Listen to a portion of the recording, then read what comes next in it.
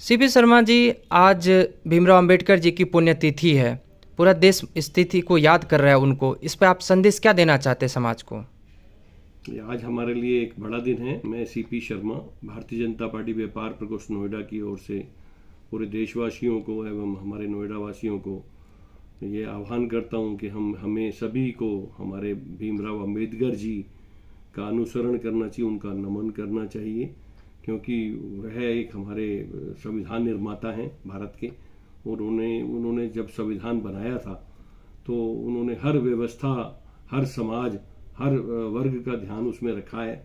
गरीब का ध्यान रखा है, खाने पीने का ध्यान रखा है, रहने का, घर बनाने का, जो घर की व्यवस्था है, वो सभी व्यवस्थाएं हर वर्ग के अधिकार दिए गए। शिक्षा से ही समानता का अधिकार आता है। तो आपको क्या लगता है वर्तमान में ये बाबा जी का जो सपना था हर वर्ग को शिक्षा मिले और समानता मिले, वो कितना सफल हुआ है आपकी सरकार में?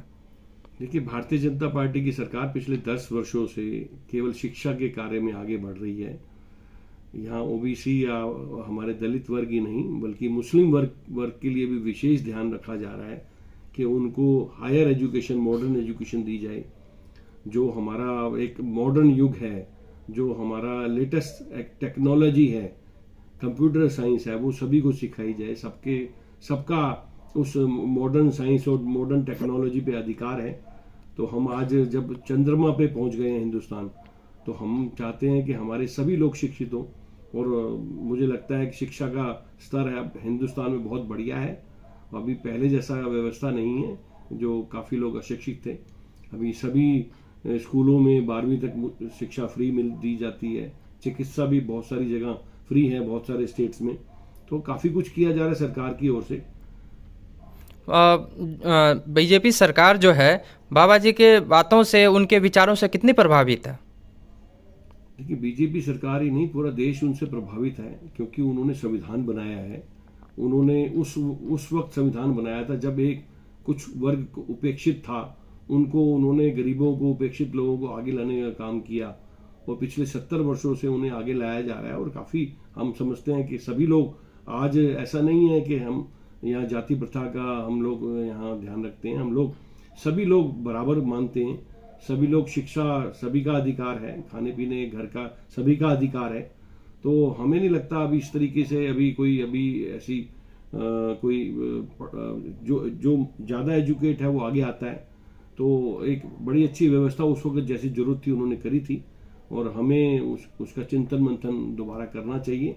और हमें गर्व है कि हमारे भीमराव जी ने इतना बढ़िया संविधान, जो पूरे वर्ल्ड का सबसे अच्छा संविधान है, तो हमें उसके ऊपर गर्व है। देखिए, आपने कहा गर्व है और सबसे बढ़िया संविधान है, पर कभी कभी बीच में आपके पार्टी के जो है सदस्यों द्वारा या कुछ जो अधिकारियों द्वारा जो परिवर्तन का बात किया जाता है, जैसे पीएम मोदी जी के जो सचिव है विवेक देवराय जी द्वारा इनकी बात कही गई थी, जिसके बाद काफ़ी विरोध भी हुआ था। तो क्या लगता है इसमें क्या कोई त्रुटि है किसी प्रकार की संविधान में? देखिए, त्रुटि नहीं होती है। समय के अनुसार जो जहाँ परिवर्तन जरूरी होते हैं सब किए जाते हैं। सपोज कीजिए, हमारे सनातन धर्म में पहले विधवा प्रथा थी, पहले सती प्रथा थी। वो हमने समय के अनुसार बंद करी है, क्योंकि वो प्रथा जिस वक्त जरूरी थी, वो थोड़े अनपढ़ लोग थे या कोई किसी वजह से, साइंटिफिक रीजन से वो करते थे। मुझे पूरी जानकारी तो नहीं है, लेकिन जो व्यवस्था हमारे अनुसार नहीं है और कुछ समय के बाद कुछ बदलाव चाहिए होते हैं, चाहे वो